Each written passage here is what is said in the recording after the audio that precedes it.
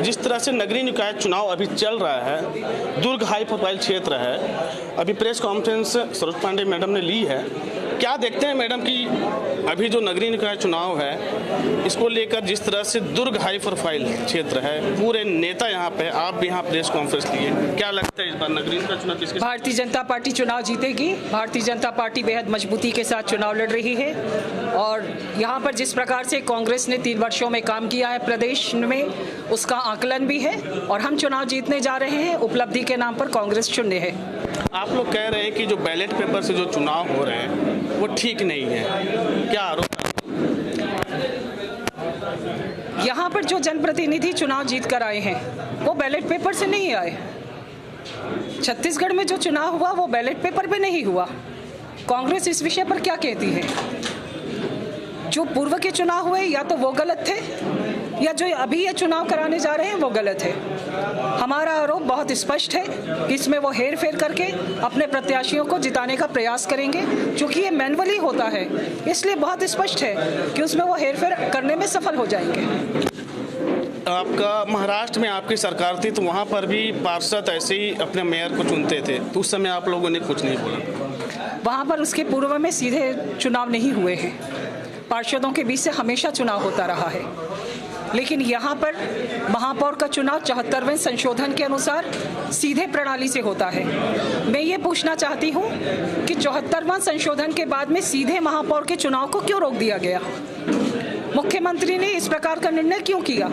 जो सीधे जनता के बीच से चुनाव जीत कर आते थे उनको पार्षदों के बीच से चुनाव जिताने की स्थिति क्यों बनी? बैलेट पे आप चुनाव क्यों करा रहे हैं? ऐसा कोई कारण नहीं दिखाई देता है। इतना ईवीएम आज छत्तीसगढ़ में था कि उस पर चुनाव हो सकता था, लेकिन उसके बाद भी उन्होंने बैलेट को लाया है। इसका मतलब है उनकी मंशा स्पष्ट नहीं है, उनकी मंशा में खोट है और वो इस पर धांधली करेंगे। तो बीजेपी कैसे सामना करेगी उस धांधली को रोकने में? हम लोग मैदान में हैं, मजबूती से सामना करने का प्रयास कर रहे हैं। मैडम, आप यूपी के सह-प्रभारी भी हैं। आज अखिलेश यादव के 3 करीबियों के घर इनकम टैक्स का रेट पड़ा है। उनका कहना है कि जब चुनाव आते हैं तब रेट पड़वाती है बीजेपी। अभी आईटी का भी रेट पड़ना है, ईडी का रेट पड़ना है, कह रहे हैं। अखिलेश जी को इस विषय पर विचार करके बोलना चाहिए। कानून ने अपना काम किया है।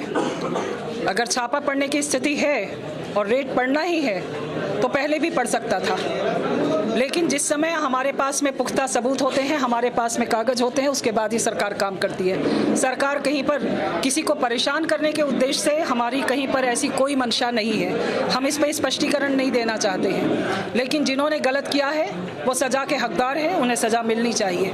लेकिन वो कह रहे हैं कि भाई चुनाव से पहले भी आप लोग कर सकते थे, आवेदन दे सकते थे, समन भेज सकते थे, हम आ सकते थे, लेकिन एन वक्त के चुनाव के समय ही आ सकते। जब पूरी प्रक्रिया होगी, प्रक्रिया के बाद ही उस पर निर्णय किया जाएगा। प्रक्रिया के बाद में निर्णय होते हैं और ये प्रशासनिक प्रक्रियाएं हैं, इसमें सरकार का क्या योगदान है? कह रहे कि अभी सीबीआई का भी पड़ेगा, आईटी का भी रेट पड़ेगा। अब वो क्या कह रहे हैं उन्हें हो सकता है उन्होंने पहले फोन करके बताया हो, मुझे नहीं जानकारी है।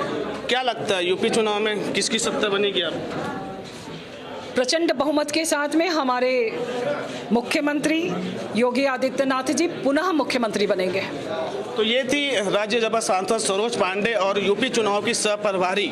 उनका कहना है कि यूपी में बीजेपी की सरकार बनेगी, साथ ही छत्तीसगढ़ में भी इस बार बीजेपी का कमल खिलेगा। दिलीप शर्मा, एबीपी न्यूज, छत्तीसगढ़, दुर्ग।